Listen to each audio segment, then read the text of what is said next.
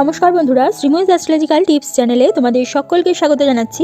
আজকে আমরা জানব কিভাবে আমরা হঠাৎ সম্পদ আমরা অর্জন করতে পারবো এবং কিভাবে আমাদের লটারি থেকে অপ্রত্যাশিত লাভ হতে পারে, অথবা কিভাবে আমরা উত্তরাধিকার সূত্রে অর্থ পেতে পারি।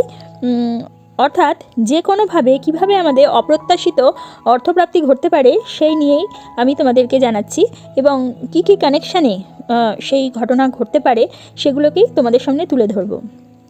পঞ্চম লর্ড অর্থাৎ পঞ্চমপতি যদি অষ্টম ভাব অথবা একাদশ ভাবের সাথে সংযুক্ত হয় তাহলে কিন্তু অনুমানমূলক ভাগ্য বৃদ্ধিপ্রাপ্ত হয়ে থাকে, অর্থাৎ আনুমানিকভাবে ভাগ্যে শ্রীবৃদ্ধি ঘটে থাকে, লটারি প্রাপ্তি ঘটে থাকে, ট্রেডিংয়ে লাভ হয়ে থাকে, আকস্মিক সুযোগের মাধ্যমে অর্থ লাভ হয়ে থাকে।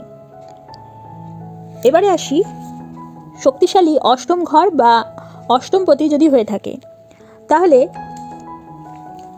উত্তরাধিকার সূত্রে লাভবান সেই জাতক বা জাতিকা হয়ে থাকে, বিমা অথবা অপ্রত্যাশিত অর্থ প্রদান তার জীবনে ঘটে থাকে, আকস্মিক আর্থিক পরিবর্তন ঘটে থাকে, অর্থাৎ একটা অর্থপ্রাপ্তির যোগ যদি অষ্টমপতি পাওয়ারফুল হয়ে থাকে তাহলে আমরা দেখতে পাই।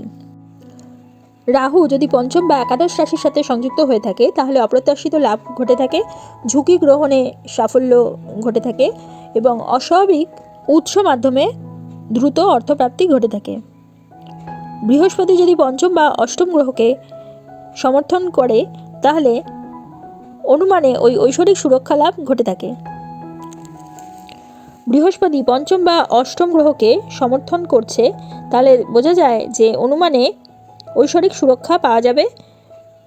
যে প্রার্থনা কেউ যদি করে তাহলে প্রার্থনার মাধ্যমে লাভবান হতে পারবে।